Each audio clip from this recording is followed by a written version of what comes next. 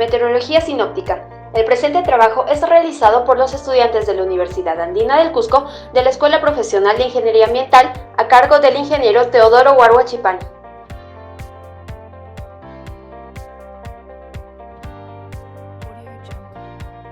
Ante todo, un cordial saludo. Hoy hablaremos sobre la meteorología sinóptica y su aplicación, para lo cual debemos saber qué es la meteorología.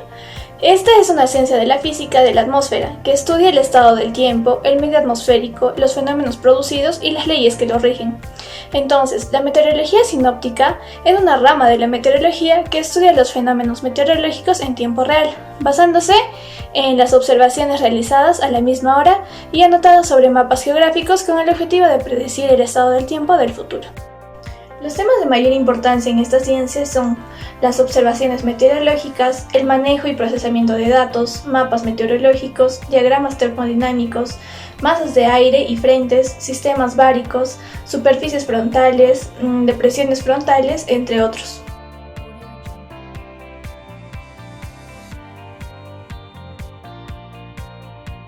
Observación sinóptica.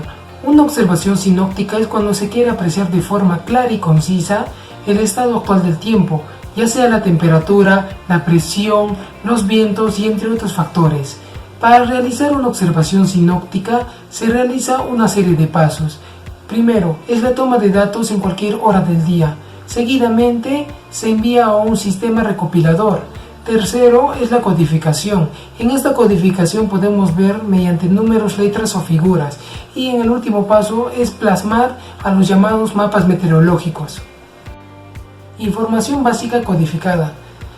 Es la recopilación de datos que se transmite mediante códigos. Como lo dijimos anteriormente, los códigos son letras, números o figuras que se plasman en los llamados observaciones sinópticas, que también son conocidos como los mapas meteorológicos. Si nosotros deseamos saber en un lugar determinado la temperatura, la presión u otros factores, podremos saberlos gracias a la toma de datos, ya que estos datos lo envían la Organización Meteorológica Mundial. Se estima que 173 países pertenecen a dicha organización. Observación sinóptica. Dentro de esta podemos encontrar también tres puntos importantes, que vendría a ser el análisis de tiempo, diferencias entre carta y mapa, y qué es un mapa sinóptico. Bueno, tocaremos el primer punto, el análisis de tiempo. El análisis de tiempo es una tarea muy importante que consiste en observar, analizar, interpretar y procesar los millones de datos del globo terráqueo. ¿Con el fin de qué? De observar los diferentes cambios en la atmósfera. Diferencias entre mapa y carta. Bueno, algo en común que tienen las dos, que son descriptivas. Bueno, el mapa se centra en una porción terrestre, ya sean lagos, ríos, cordilleras y entre otros, mientras que una carta náutica se centra en aguas navegables y en una región específica terrestre, ya sean los faros, ya sean los puertos y algunos peligros de navegación. Bueno, en el último punto vendremos que es un mapa sinóptico. Un mapa sinóptico es la representación gráfica del campo de presión atmosférico a nivel del mar.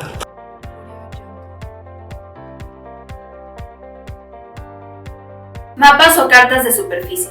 Representan el estado de la atmósfera a nivel del mar sobre un área determinada. El trazado en los mapas de superficie. Como primer paso se debe de realizar la medición de la presión en todos los puntos al mismo nivel atmosférico. Como segundo paso se debe de cartografiar los valores de presión en los distintos puntos. Como tercer paso se debe de realizar los trazos isobáricos para finalmente obtener los resultados que van a ser similares y nos van a conducir a los mismos tipos de configuraciones isobáricas, tales como anticiclones, depresiones, cuellos, crestas, valles y pantanos barométricos. La interpretación de la información contenida en los mapas de superficie. Esta se realiza por medio de la interpretación de la presión, en donde se derivan los conocimientos detallados de un tiempo existente en una región y la interpretación de los frentes o zonas de discontinuidad de masas de aire diferentes que van a estar representados en los mapas. Mapas o cartas de altura. Estos mapas pretenden representar el estado de la atmósfera en sus niveles más altos, Primero se toman diferentes niveles que van a ser considerados importantes y a partir de esto se va a pretender conocer el estado de la atmósfera a partir de igual forma del comportamiento de la presión y de la altura. Aquí tenemos a las cartas de altura, las de 850 milíbares, 700 milíbares, 500 milíbares, así como también las de 250 milíbares y las cartas de superficie. El trazado en los mapas de altura. Este procedimiento es totalmente diferente al de los mapas de superficie. Primero, en el observatorio se marcan las alturas sobre el nivel del mar de acuerdo a las presiones que han sido fijadas y preseleccionadas, para luego unir los puntos mediante líneas que van a estar registrados con las mismas alturas.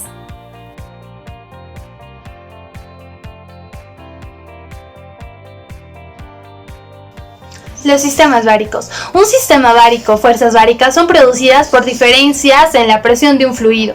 En meteorología, dicho fluido será la atmósfera.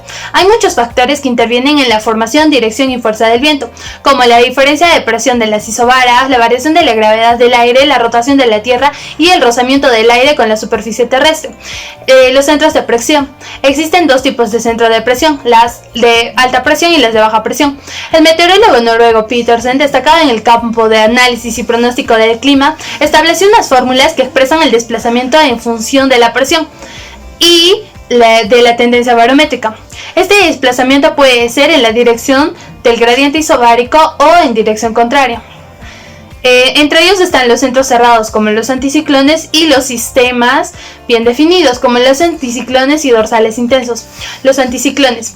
Un anticiclón es una zona atmosférica de alta presión en la cual la presión atmosférica es superior a la del aire circundante.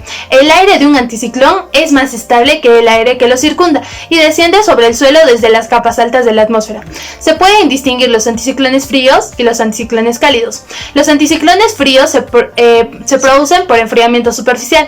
Se provoca una contracción del aire en contacto con el suelo. Es el enfriamiento el que arrastra una convergencia en la tropopausa. Los anticiclones cálidos se forman por convergencia en la tropopausa, que empuja el aire hacia abajo. Este descenso provoca el calentamiento del aire en la troposfera media y baja. A esta categoría pertenecen los anticiclones subtropicales. También encontramos a los anticiclones fijos y móviles. Los anticiclones fijos son aquellos que por tener gradientes pequeños quedan estabilizados durante cierto tiempo, ocupando grandes extensiones, y los anticiclones móviles son de extensión mucho menor a la de los fijos y suelen hallarse entre dos depresiones móviles, participando de su trayectoria.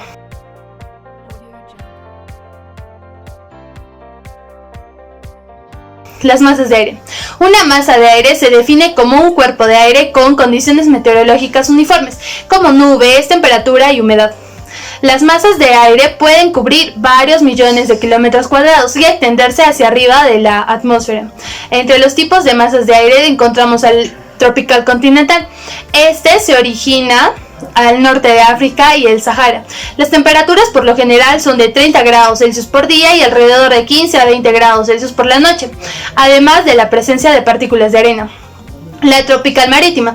El origen de esta masa de aire son las cálidas aguas del océano Atlántico.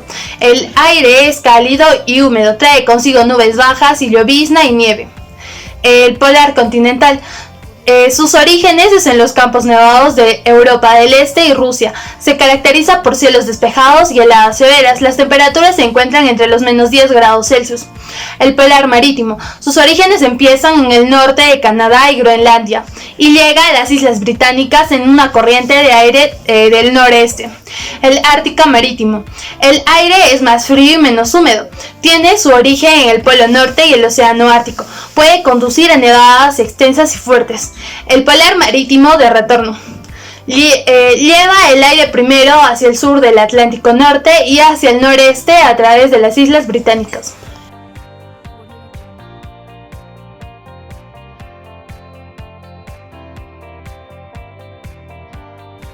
Frentes frontales. Se denomina frente a la línea imaginaria que separa dos masas de aire de temperaturas diferentes.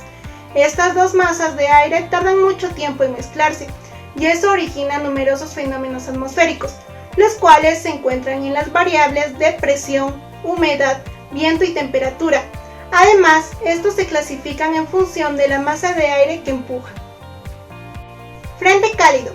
Se da cuando una masa de aire caliente empuja a una masa de aire frío, por lo cual el aire frío es más pesado y adopta una forma de cuña por debajo del aire caliente, que asciende siguiendo la especie de rampa que constituye la línea frontal. Originan lluvias débiles pero continuadas. Las nubes asociadas son de tipo estratiforme. Los frentes cálidos se desplazan a una velocidad de 20 a 40 km por hora. Y en los mapas se simbolizan con semipuntos color rojo. Frente frío. Se da cuando una masa de aire frío empuja a una masa de aire caliente. El aire frío, al ser más denso, avanza con rapidez por la superficie, y eso hace elevar con fuerza el aire más cálido, que se enfría y se condensa. Forman nubes de tipo cumuliformes, que originan tormentas intensas. Este tipo de frente se desplaza a una velocidad de 40 a 60 km por hora, y en los mapas se simbolizan con triángulos color azul. Frente estacionario. Se da cuando una frente no es ni hacia la masa de aire frío ni hacia el del aire cálido, sino que es paralelo a la línea del frente. En estos frentes el viento tiende a soplar paralelo al frente y en sentidos opuestos. Puede provocar precipitaciones prolongadas si las masas de aire que intervienen son muy húmedas, y en los mapas se simbolizan con semipuntos color rojo y triángulos color azul. Frente ocluido. Se da cuando una frente frío, al moverse más rápido, atrapa a un frente cálido y se fusiona, y al entrar en contacto permanecen en la parte más baja al ser más denso. Los fuertes ocluidos provocan al principio lluvias débiles y continuadas con nubosidades estratiformes, y luego las lluvias que provocan tormentas. Su estructura difiere según cuál de las dos masas de aire frío se ha fusionado tiene la temperatura más baja. Pueden ser de oclusión fría o cálida, y en los mapas se simbolizan con semipuntos y triángulos color morado.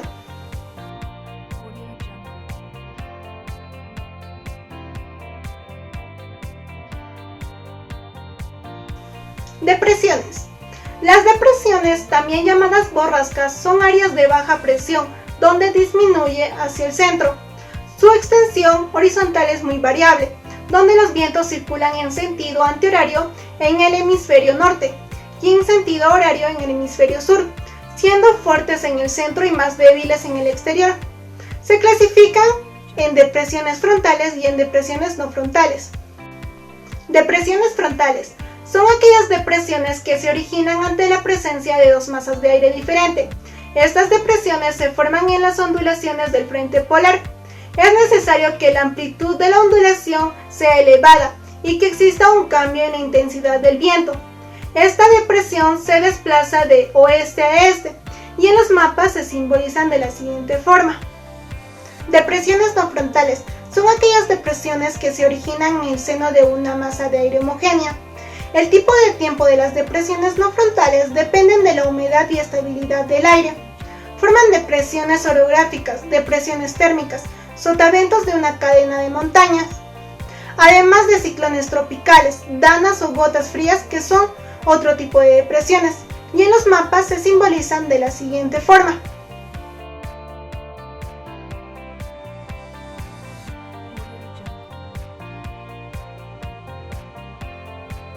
En conclusión, para estudiar la atmósfera nos valemos de lo que se conoce como elemento meteorológico y que se define como aquella variable atmosférica o fenómeno que caracteriza el estado del tiempo en un lugar específico y en un tiempo dado.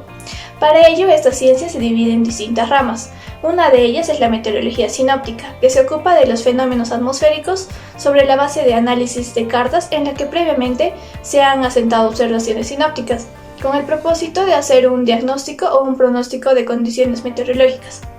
Es importante destacar que los mapas de tiempo son la fuente básica para la climatología, y en particular de su forma sinóptica, ya que en él se representa la cartografía de los sistemas de presión a diferente latitud.